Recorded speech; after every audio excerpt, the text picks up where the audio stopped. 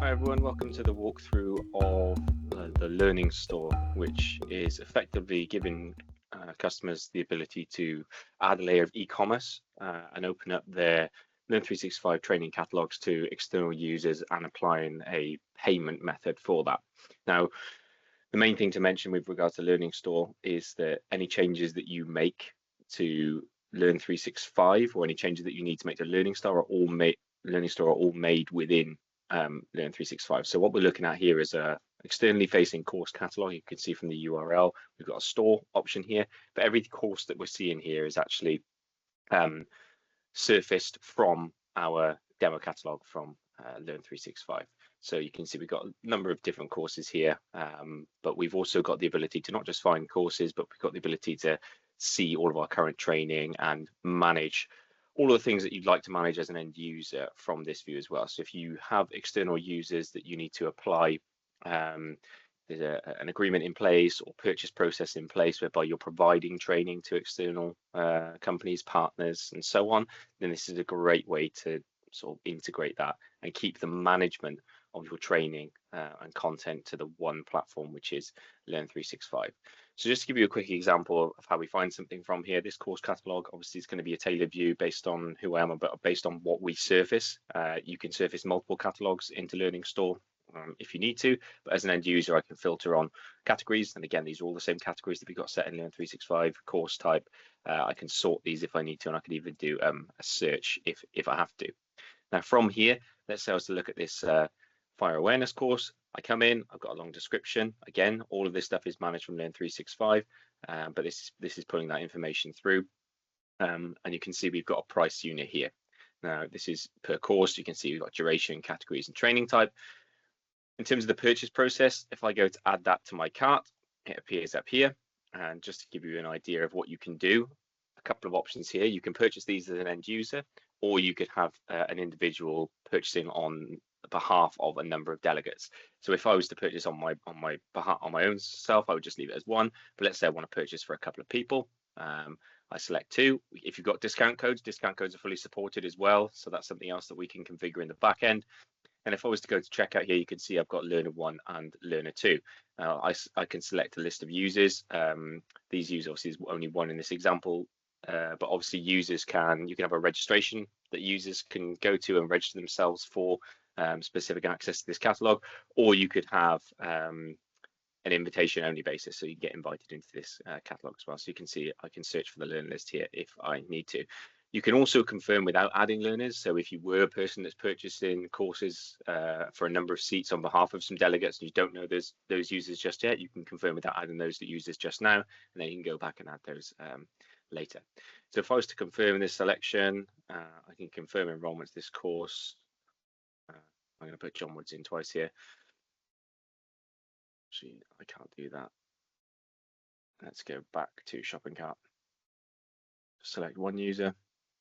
Go to checkout, select John Woods, confirm. It's going to ask me to re-enroll because this demo user is already enrolled to that course, but re-enrolling will obviously remove any of the previous training on this particular course, but that's not going to happen too often. I click confirm, it takes me through to this billing information page. Now we've obviously, this information is pulled through because we know who this user is, and that's information that you can manage in the admin portal of Learning Store. And you've got two different payment options in this one. You've got a bank transfer and you've got an online. A bank transfer is basically going to produce an invoice. All invoices and everything are stored within the admin center of Learning Store, so you've got access to those, and that can be integrated with a payment finance solution within the business if need to. In the past, we've discussed using the Microsoft payment service and integrating with that as well. If I was to click online, I go to pay here, and really straightforward. It's going to take me to a Stripe payment gateway. So if I had credit card information, I put the credit card information here, the information, I can simply click pay. That's going to authorize the process, the payment, and that's going to enroll the user, in this instance, the John Woods demo user, into that piece of training, which is then going to be visible from his Learning Store dashboard. Which leads me on nicely to the other aspects that we've got within Learning Store. It's not just a catalog. From here, users can actually stay on track. A lot of these courses are going to be courses that our demo user is already enrolled to within Learn365, but if they're all external users and their only way to access training is through Learning Store by purchasing, then these are going to be purchase courses. If those users exist in Learn365 catalog and are enrolled in maybe some free courses, or maybe have access to other training, that's going to showcase them here. So you can see I can see any enrolled courses, ones that are due soon, overdue, and I can even see my completed courses as well. We can select filters and do a search here if we need to too. The other benefit we've got here is the ability to track certificates. So you'll see nice traffic light system for certificates that are expired, expiring, or valid. I can add these to my wallet if I need to, and I can download any of these certificates if I want a local copy, if I want to print them out. Very, very similar to the process that you follow from the Learn365 interface. So a really, really nice, clean way for organizations to push out training from a central source to externals and apply payment. This is the same for e-learning and instructor-led courses as well. Much the same process. You would select the session that you want your users to enroll to, or you as an individual to enroll to, and they simply select that, go through the payment gateway, and purchase it that way, and they'll be enrolled. Email notifications and all of the usual things will be going out as well to confirm enrollment for users, which is absolutely fantastic. I talked about training and how we make changes to those. If you look at this training management page, this is our demo system. This is Learn365 demo system. Now, if I come down to that fire awareness course here, which I'm already selected into, and I go to edit course, this is going to show us how we add a price. And it's really, really simple. If we scroll down here, you can see in the tags, we've got a certain hashtag. Hashtag P equals 1200.